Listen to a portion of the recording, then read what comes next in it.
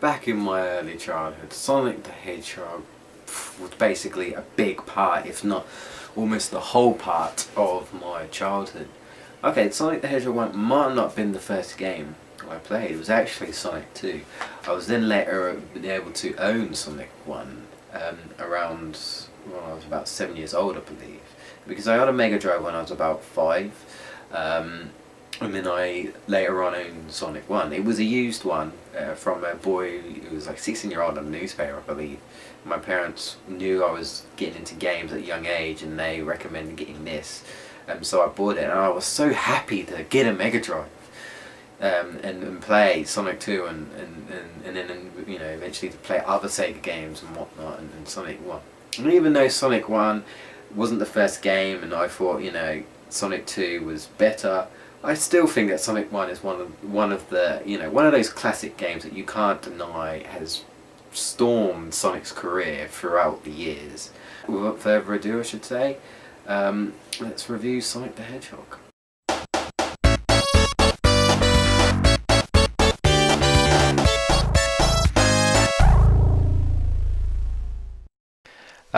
Nostalgia. Sonic the Hedgehog 1.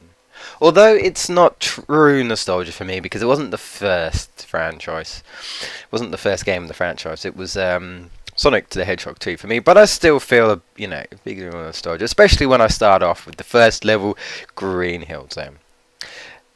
But for anyone who doesn't really know anything about Sonic at all, doesn't know about the story, I figured I might as well just, go over it briefly for you guys. Sonic the Hedgehog's living on his island, South Island, with his animal friend, the Flickies.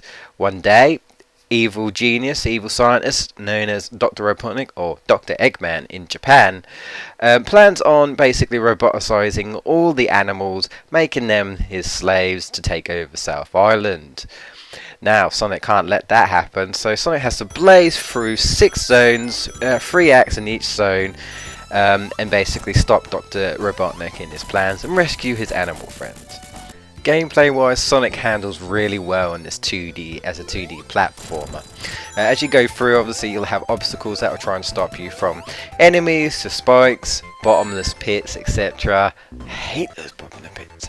And of course drowning. Wait, what? Yeah, this hedgehog can drown.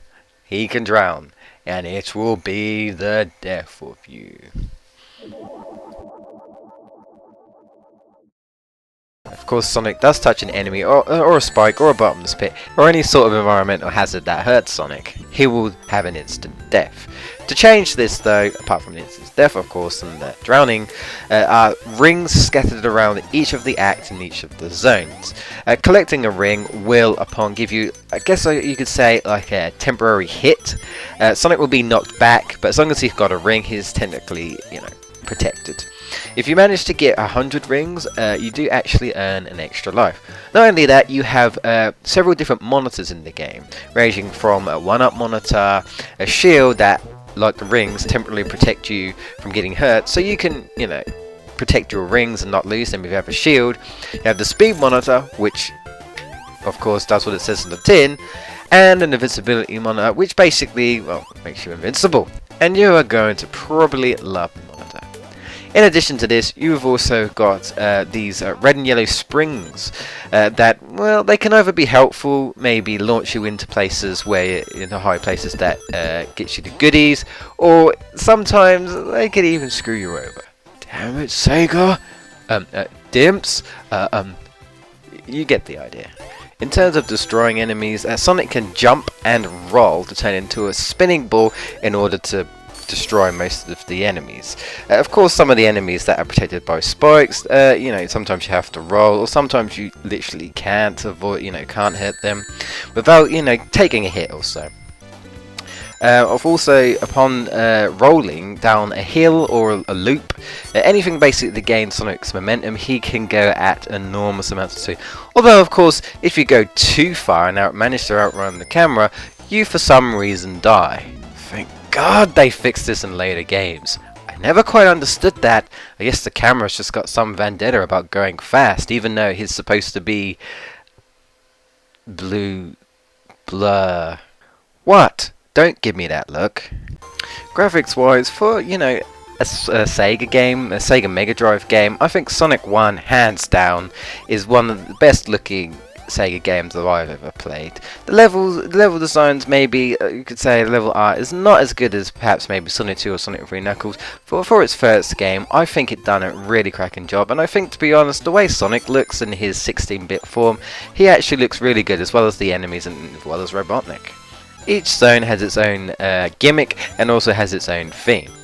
Green Hill Zone is essentially your first, kind of like your introductory level. You know, it's nice, green, sort of happy sort of level. I guess a little bit like maybe the first level, first world of Mario. Here's where the gimmick introduces S-tubes, so you can gain speed by going down these tubes, allowing you to be Sonic to be flung into, you know, different heights, different areas, and also to collect lots of rings and different goodies. Marble Zone. Mixed opinions. Some people don't like this. This is essentially where Sonic has to kind of go slow, considering he's not supposed to be going slow. Lots of platforming. Can be a little on the bland side. Lots of purple. The gimmick of this one is, well, fire and lava. Spring Yard Zone is essentially kind of like a casino-y kind of world. It's lots of springs, lots of pinballs, and you can gain a decent amount of momentum. But at the same time, there is of course slower paths and faster paths that you can take. Labyrinth Zone. Yeah, not many people like Labyrinth Zone. The gimmick of this one is water. Probably the least thing I like about this is obviously the water, but it's probably the boss in Labyrinth Zone Act 3. Yeah, really don't like that boss. Starlight Zone. Hands down, this is my most favourite level. One, because the music is kick-ass, and this is where Sonic can actually shine when it comes to speed. There's lots of loops, there's lots of ramps, of course there's multiple paths, but you can really gain a lot of speed, and you can gain a lot of rings in this zone. So yeah, kick-ass level. Scrap Brain Zone. This is essentially your zone where Robotnik decided to say, screw it, let's just shove everything in your face. If you manage to keep rings in this level, even like 50 rings, I would be impressed. Now on to Robotnik himself. After each of the end of the Act 3, you will always fight a Dr. Robotnik boss, or Dr. Eggman if you prefer, and he will basically throw a little gimmick on each time to try and throw off the Hedgehog, to try and finish him off. Of course, the most famous one is probably the Wrecking Ball in Green Hill Zone. It'll later be kind of to be used in other Sonic games, or shall we say kind of like remixed, but nah, you get the idea. Most of these are not too bad. If anything, Act 3 Labyrinth Zone is probably the worst, only because it's kind of dickish, and you're essentially just elevating your way up to the top while there are traps that are trying to stop you, and you don't even need to actually attack Robotnik. You just needed to get up to the top, but it's probably the most annoying one. Overall, they provide a decent challenge, and maybe the final zone bosses, arguably other than Labyrinth Zone, a decent challenge, but not too bad once you get the pattern down. Once you reach the end and you've defeated Robotnik, you are treated to a nice ending with the flickies and their Sonic celebrating. Now on to the credits. Oh. What was this? Robotnik seems to be juggling something. What are these exactly? These are known as Chaos Emeralds. How do we get these Chaos Emeralds? Well, if you manage to collect 50 rings at the end of each act, of course, other than Act 3, because of the boss, you're treated to a special stage ring at the end of each act zone. Now, upon entering, you go into, of course, a special stage. These special stages can be, I guess, a little bit trippy, but not too bad. Mainly, the gimmick here is it will rotate you, and you basically have to roll around, moving Sonic. In a way, he kind of controls the same way as he does. But you can't obviously run, you're continuously rolling. You can jump if you're leaning on part of a solid area. Upon entering, you have like springs, you have the R block that rotates the special stage. And you also have the gold blocks, which of course if you hit the gold block, it's the end of the special stage. If you manage to get to the end, you do collect the Chaos Emerald. Unfortunately though, they don't really do anything for Sonic himself, apart from giving him a nice, I guess you could say, a 100% ending to show, oh look, we've got the Chaos Emeralds, everything is all good now. They later on changed that to having 7 Chaos Emeralds. I was never 100% on why or what happened, or if there was supposed to be 7 and they just wasn't. Really don't know what happened there. Maybe Egg 1 stashed something somewhere, I have no idea. You can also get a continue, which is essentially if you get a game over, you get to try again if you collect 50 rings at the special stage, regardless of whether you get a Chaos Emerald or not. Soundtrack wise, I'd say for, kick-ass 16-bit Mega Drive soundtrack, I think Sonic 1, sounding wise was probably really good.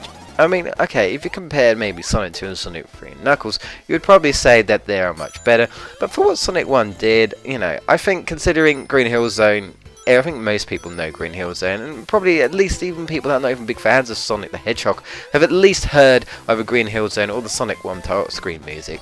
My favourite, hands down, is probably Starlight Zone, I believe, like I mentioned before. It's just such a nice, peaceful song, and, it sounds really good. I cannot complain.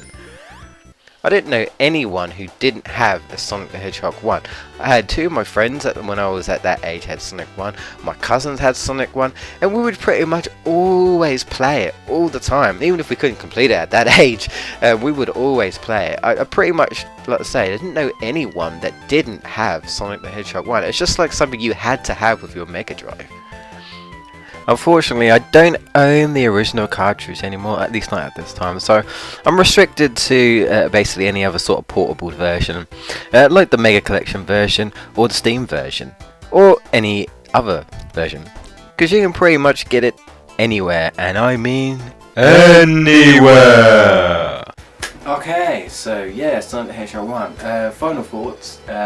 It's not my most favourite Sonic the Hedgehog game out of the classic. I'll be soon getting around that at some point, but I still feel like I do, I come back to it from now and again, and of course you can't beat the classics, what started off Sonic's career, and I think for what they did at the first game, I was hooked, and I was impressed. Anyway guys, I've been James from GameBustersUK. Hope you've enjoyed this review, and I'll see you in the next one. Till then guys.